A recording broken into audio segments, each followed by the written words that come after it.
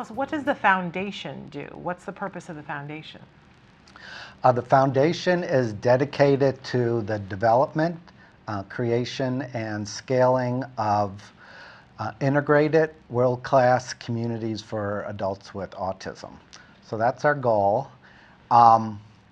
Right now, we're doing some things that are sort of supportive of that, because we think in an integrated community, we envision these adults being involved in sports and in education and in religion. So we've taken some opportunistic first steps. That we had a connection with the ice rink in Central Park, so we started the first special hockey team for adults and children in Manhattan. So we had a great first season. We had 20 players, 20 coaches. We had a coach for each player, ages 5 to 28, and just everyone loved being a part of it. And we're all set to start season 2. And just this morning, the league we belong to, it's called the American Special Hockey Association. We asked for a grant and they approved it. So we have money for equipment and jerseys for next year. So I'm excited about that. Congratulations, that's wonderful. On both counts, starting this and then getting the grant. I love that. So we have that. Separately, we're doing some things, funding is important, and I have an insurance background, so we're partnering with a very large insurance company to develop an autism policy that will pay a benefit if your child's diagnosed with autism. And so that's something that we're working to develop, which is, if that happens, that will be a very prominent thing. And we're working with religious institutions, because we think they're already in this space. So our office is in an Episcopal church building. We're working with Jewish organizations that we belong to, synagogues, the JCC, and so that's sort of another prong. Eventually, we want to do research with existing communities for adults with autism, to learn from them, and then to take sort of the best of the best and work on a design for a community.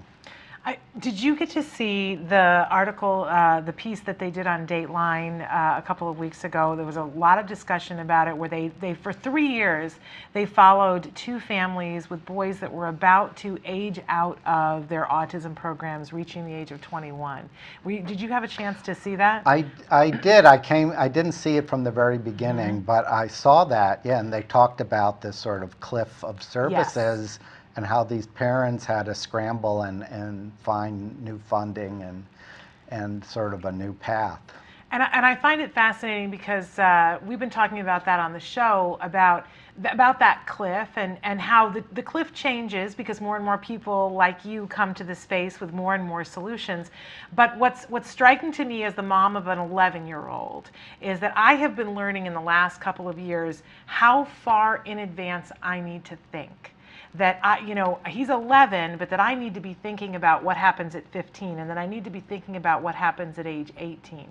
But a lot of us are so caught up in the moment we don't see it. Now, you strike me as somebody who is a strategic planner of the first order. I know this from your business world, that this is something that you're really good at.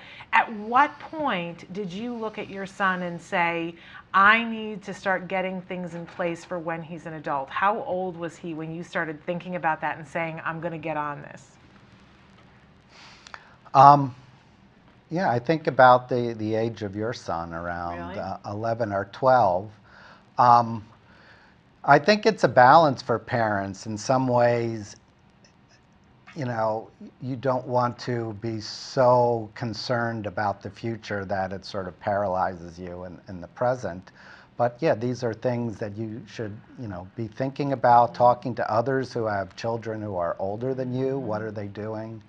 Yeah.